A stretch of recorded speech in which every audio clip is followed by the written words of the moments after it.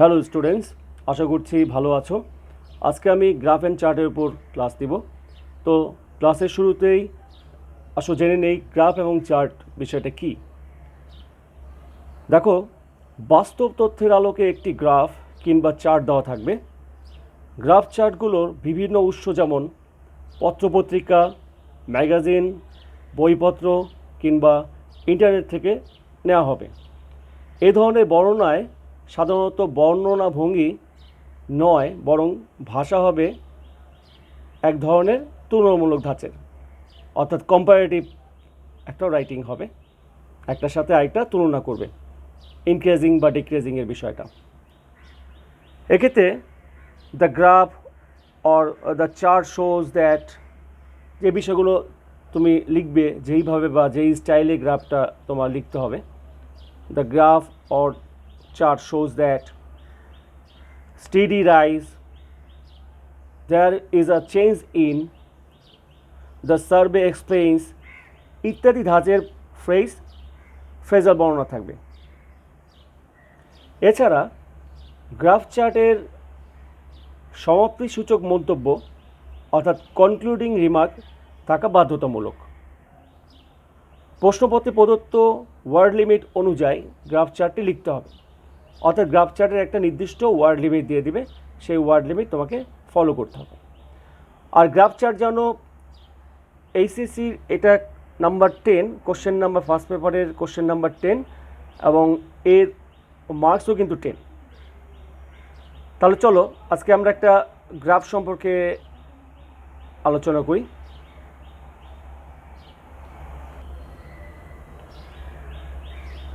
Graph চার্টের শুরুতেই প্রশ্নটি বুঝে নেওয়া যাক। The graph chart shows the choice of profession by educated people in our country, অর্থাৎ আমাদের দেশে শিক্ষিত লোকেরা কোন ধরনের পেশাকে বেছে নেয় তার একটা গ্রাফ দেওয়া আছে, দেখতে পাচ্ছ। Describe the graph chart in at least 80 ওয়ার্ডস। এখানে 80 ওয়ার্ডসের একটা লিমিট দেওয়া আছে। এর মানে হচ্ছে তুমি 80 ওয়ার্ডসের কম লিখতে পারবে না, বেশি লিখতে হবে। বেশি লিখলে ভালো, 80 ওয়ার্ডসের মধ্যে লিখলেই ভালো এরকম কিন্তু ব্যাপার না। আসলে একটু বেশি লিখলেই ভালো হয়, 80 ওয়ার্ডস লিখলে কিন্তু খুব একটা বড় হয় না। আর যেহেতু এর মার্কসটা হচ্ছে 10, তাই একটু বড় করে লিখতে হবে। আর দেখো যে এই কোশ্চেনটা যশোর বোর্ড 2009 এবং চিটাগাং বোর্ড 2017-তে এসছে, 2019 এবং চিটাগাং বোর্ড 2017-তে এসছে। অতএব এই কোশ্চেনটা কিন্তু খুব গুরুত্বপূর্ণ। আবার একটু চার্টটা বুঝে নেই।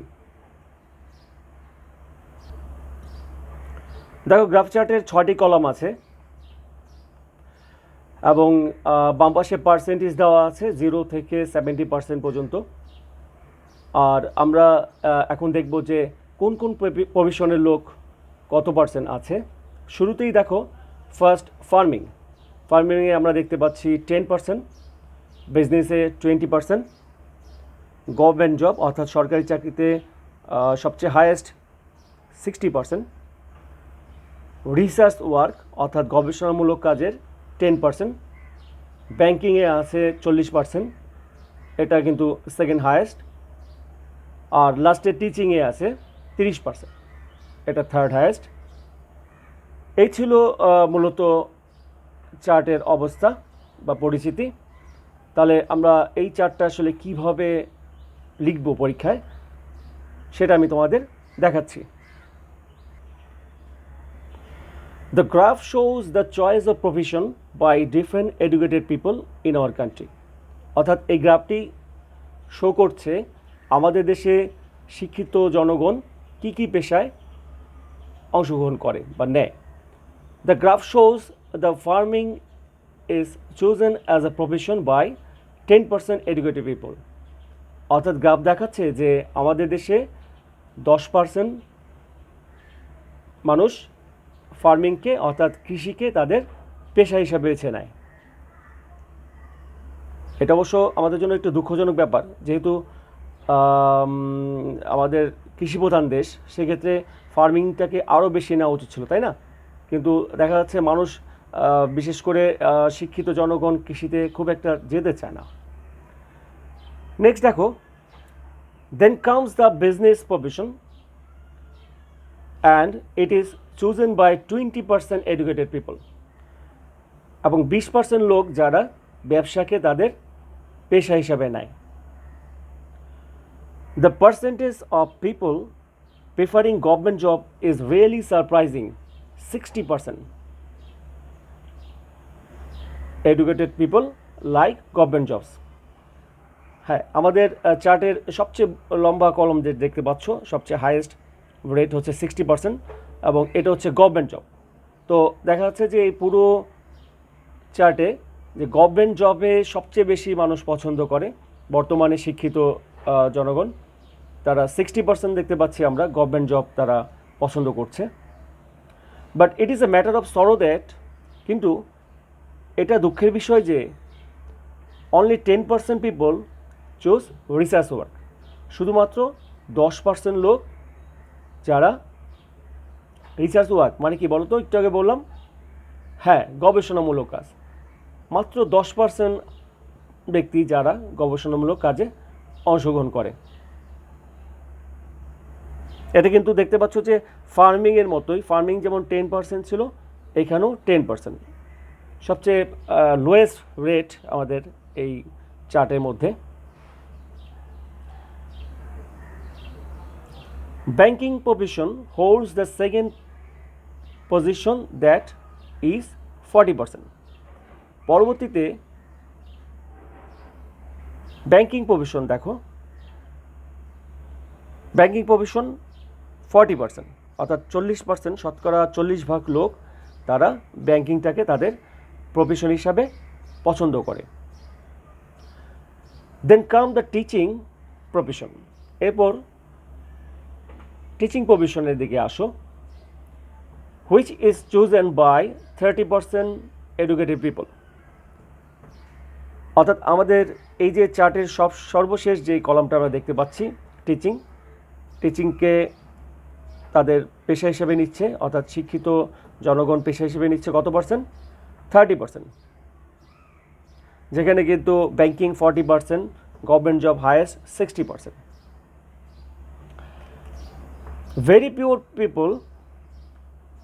very poor number of educated people chooses farming and research work। তো আমরা কি পেলাম যে শিক্ষিত লোকের মধ্যে খুব কম লোকই যারা ফার্মিং এবং রিসার্চ ওয়ার্কে যাচ্ছে। আমি আগে বলেছি যে আমাদের এই 6টা কলমের মধ্যে দেখো যে সবচেয়ে ছোট 2টা কলাম হচ্ছে ফার্মিং এবং রিসার্চ ওয়ার্ক। আর বাস্তবতাই আমাদের দেশে শিক্ষিত লোকের মধ্যে একটা ট্রেন্ড কাজ করে যে তারা ফার্মিংয়ে খুব কম যেতে চায়, পাশাপাশি গবেষণামূলক কাজেও কিন্তু কম যেতে চায়। সেই জন্য এখানে 10% যেটা দেখতে পাচ্ছি আমরা।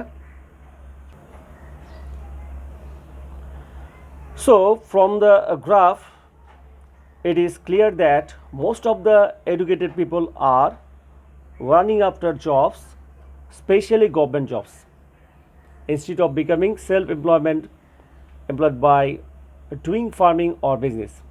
তাই আমরা এই গ্রাফ থেকে যে বিষয়টা নিশ্চিত হলাম বা ক্লিয়ার হলাম যে আমাদের দেশে বেশিরভাগ শিক্ষিত লোকেরাই চাকরির পিছনে খুঁজছে, অর্থাৎ চাকরির পিছনে তারা ঘুরছে, এবং তারা বেশিরভাগ হচ্ছে তাদের টার্গেট গভর্নমেন্ট জব পাওয়া। দেখতেই পাচ্ছ হাইয়েস্ট রেটটা গভর্নমেন্ট জবে 60% ছিল, এবং আত্মনির্ভরশীল হওয়ার চেয়ে চাকরি করার ক্ষেত্রে আমাদের দেশের মানুষের প্রবণতা বেশি। এজন্যই আমরা কিন্তু দেখতে পাচ্ছি যে ফার্মিং এবং বিজনেসে আমাদের লোক যত, বিজনেসে 20%, সবচেয়ে কম ফার্মিং এবং রিসার্চ ওয়ার্ক। অর্থাৎ আত্মনির্ভরশীল হওয়ার একটা বড় সুযোগ ছিল ফার্মিংয়ের মাধ্যমে, সেটা মাত্র 10%, সবচেয়ে কম। তাহলে পুরো গ্রাফটা কি দাঁড়ালো? This is a graph chart about the choice of profession by educated people in our country, and here we find 6 column, and the highest rate or the column of government job is 60%, and second highest is banking, and the percentage is 40%, and the third highest is teaching and it's 30%. But surprisingly, or it is a matter of sorrow, that the lowest rate is research work and farming, and both are 10%.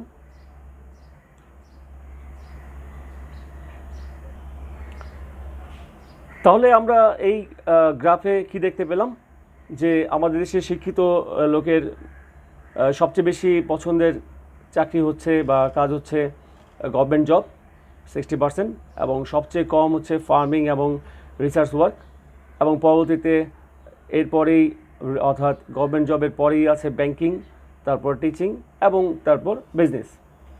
তো এই ছিল আমাদের আজকের এই প্রথম graph and চার্টের ব্যাপারটা। আমার মনে হয় তোমরা বুঝতে পেরেছো। হ্যালো স্টুডেন্টস, চলো আমরা আজকে আরেকটা গ্রাফ অ্যান্ড চার্ট বুঝে নিই। কোশ্চেনটা দেখো, the graph below shows the internet users from 2000 to 2009, অর্থাৎ নিচের যে গ্রাফটা দেওয়া আছে সেখানে 2000 সাল থেকে 2009 সাল পর্যন্ত ইন্টারনেট ইউজার্সের একটা লিস্ট দেওয়া হয়েছে। Describe the graph in 150 words, 150 ওয়ার্ডের মধ্যে গ্রাফটা তোমাকে বর্ণনা করতে হবে। You should highlight and summarise the information given the graph, এবং গ্রাফের যে ইনফরমেশনগুলো তথ্যগুলো দেওয়া আছে সেগুলোকে তুমি অবশ্যই হাইলাইট করবে এবং সামারাইজ করবে। The internet users in lakh, আমরা পুরো গ্রাফটা একটু বুঝে নিই, তাহলে আমাদের বর্ণনা লিখতে সুবিধা হবে। বাম পাশে দেখতে পাচ্ছ,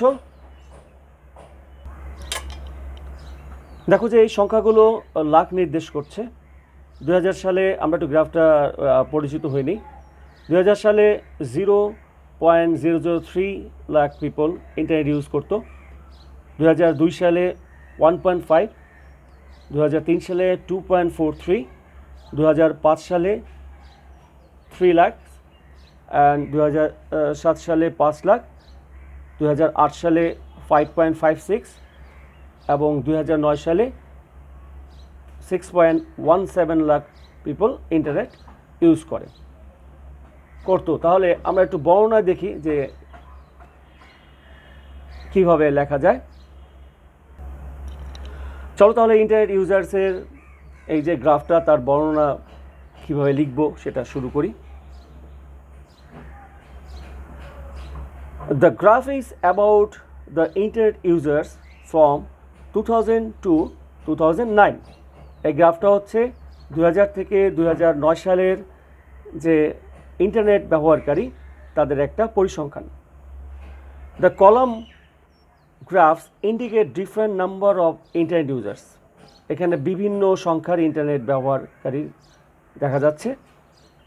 In 2000, the number of internet users was 0.003 lakh. 2000 সালে ইন্টারনেট ব্যবহারকারীর সংখ্যা ছিল 0.003 lakh. In 2002, it becomes 1.5 lakhs. 2002 সালে এটা 1.5 লাখ, তাই তো 1.5 লাখ হলো। তাহলে নাম্বারটা কি হলো? ইনক্রিজিং হলো। ফ্রম 2000 to 2002 নাম্বারটা কিন্তু বেশ ইনক্রিজিং হয়েছে, অর্থাৎ ইন্টারনেট ইউজার্সের সংখ্যা বেশ বেড়েছে।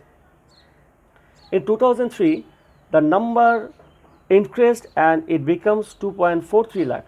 এবং 2003 সালে নাম্বার তো অবভিয়াসলি প্রতি বছর বাড়বে, সেই প্রেক্ষিতে বেড়েছে এবং তার সংখ্যাটা হচ্ছে কত? 2.3। দেখতে পাচ্ছ 2000 সালে ছিল 0.003, 2002 সালে 1.5 এবং 2003 সালে 2.43। Again, there is an increase in 2005. 2005 সালেও একইভাবে বেড়েছে and it becomes 3 লাখ, এবং এটা কিন্তু 3 লাখ হয়ে দাঁড়ালো।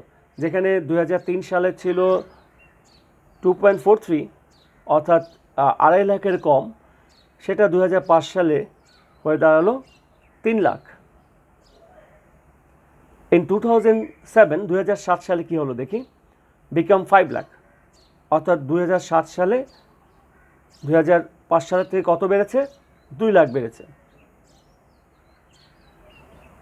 Increasing 2 lakhs। তুমি কিন্তু এখানে এইভাবে লাইনটাও লিখতে পারো। So the number of internet users increasing 2 lakhs from the year 2005 to 2007। অর্থাৎ 2005 থেকে 2007 যে কয় লাখ বেড়েছে, 2 লাখ বেড়েছে। 2008-এ কী হলো দেখি, ইন 2008 ইট ওয়াজ 5.56 লাখ। 2008 সালে কী হলো, এটা 5.5 লাখ ছাড়িয়ে গেল, 5.56। And in 2009 there is another increase, এবং 2009 সালে আরও বাড়লো। And the number of internet users was 6.17, অর্থাৎ 6 লাখের বেশি, প্রায় 6.25 লাখ, তাই তো, কাছাকাছি। One thing is clear that there is no decrease in the number of upcoming। এই গ্রাফ থেকে আমরা যেটা দেখলাম যে ইন্টারনেট ইউজার্সের যে সংখ্যা সেটা কিন্তু প্রতি বছরই বাড়ছিল এবং এটা কোথাও যে কমেনি। Every year there was an increase in its number, প্রতি বছরেই এর সংখ্যা বেড়েছে। অর্থাৎ 2000 সাল থেকে 2009 সালে ইন্টারনেট ইউজার্সের সংখ্যাটা কীভাবে বাড়লো দেখো, প্রতি বছরই কিন্তু সংখ্যাটা বেড়েছিল। 2000 সালে যেখানে ছিল 0.003 লাখ, সেখানে 2002 সালে হয়ে গেল 1.5 লাখ, 2003 সালে সেটা 2.43 লাখ, 2005 সালে হয়ে গেল 3 লাখ। আবার 2007 সালে দেখো সেটা বেড়ে দাঁড়ালো 5 লাখ, 2008 সালে 5.56 এবং 2009 সালে 6.17। সো দ্য হাইয়েস্ট কলাম কোনটা এখানে বলো তো, 2009, অ্যান্ড দ্য লোয়েস্ট কলাম 2000। এবং এর যে ডিফারেন্সটা সেটা এটা থেকে এটা বিয়োগ করলে তো নিশ্চয়ই জানতে পারবে এটা ডিফারেন্সটা কত। তো আমরা এই কলাম থেকে কি দেখলাম, দ্য ইন্টারনেট ইউজার্স প্রতি বছরই বেড়েছে, ইনক্রিজিং। এই যে ইনক্রিজিং হওয়া, ডিক্রিজিং হওয়া, এই শব্দগুলো কিন্তু গ্রাফের জন্য খুব গুরুত্বপূর্ণ।